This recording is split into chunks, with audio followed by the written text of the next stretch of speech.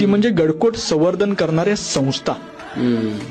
या संस्था आहेत म्हणून आज कुठेतरी हे गडकोट म्हणजे हे ना बऱ्याच स्थितीत त्यांच्या प्रेमापोटी उभे आहेत.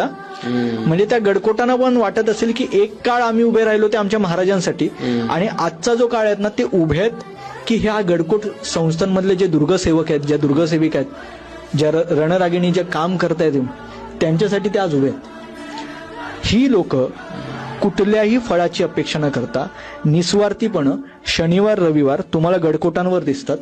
तिकडे जाऊन फावड्यानं तुमचं ती घमेले वगैरे घेत तिकडची ती माती काढणं, टाकी साफ करणं, ढिगाऱ्याखाली गेलेले दरवाजे ओपन करणं, त्याही पलीकडे जाऊन विविध गडकोटांवर असलेले दरवाजे लावून घेणं, तेवढा निधी उभा करणं आणि हे सगळं ते स्वतःच्या पैशानं करतात.